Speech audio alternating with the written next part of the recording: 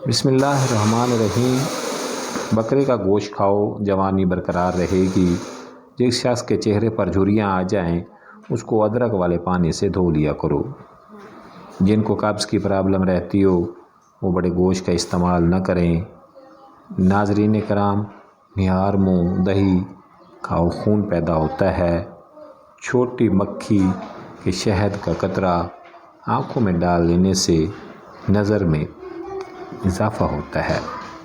شام کے وقت آئینہ دیکھنے سے انسان کی عمر میں کمی واقع ہوتی ہے۔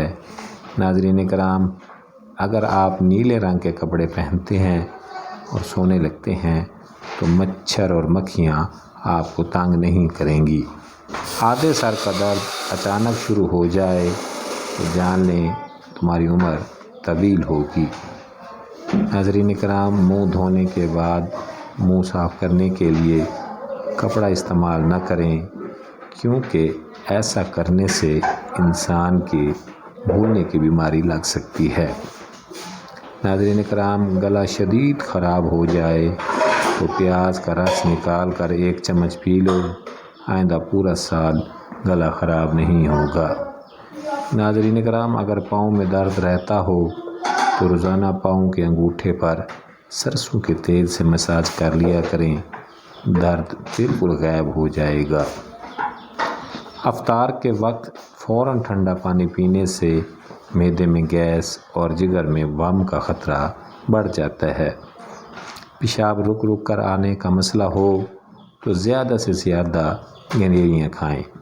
ناظرین کرام، دوپہر کے کھانے کے بعد کچھ دیر قیلولہ کر لیا کرو، بڑھاپا جلدی نہیں آئے گا۔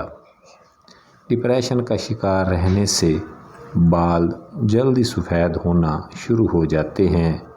ناظرین کرام، جن لوگوں کا معدہ اکثر خراب رہتا ہے ان کو چاہیے کہ وہ انگور کا زیادہ سے زیادہ استعمال کریں۔ مالٹے کے بعد دودھ پینے سے انسان کی عمر میں کمی واقع ہوتی ہے۔ ناشتے میں سبزی کا استعمال آپ کو ذہنی پریشانیوں سے دور رکھتا ہے۔ ناظرین کرام، انار چھلکے سمیت کھاؤ، معدے میں طاقت آئے گی۔ بندہ روزانہ آنکھوں میں سرما ڈال کر سوئے تو اس کی بینائی 90 سال تک تیز رہتی ہے۔ ناشتے کے بعد 3 خشک انجیر کھانے سے لکوریا ٹھیک ہو جاتا ہے۔ خربوزہ ہمیشہ کھانے کے تقریباً 1 گھنٹے بعد کھا لینا چاہیے۔ کھٹی چیزوں کا رس بالوں میں لگانے سے بالوں میں چمک آ جاتی ہے۔ سحری میں کچھ لوگ دیر سے جاگتے ہیں اور دہی کھا کے فوراً چائے پی لیتے ہیں تو یہ تیزابیت کا سبب بنتی ہے، اور یہ تیزابیت اگر بڑھ جائے تو یہ موت کا سبب بھی بن سکتی ہے۔ ناظرین، میری اس ویڈیو کو لائک اور میرے اس چینل کو سبسکرائب کرنا مت بھولیے۔ شکریہ۔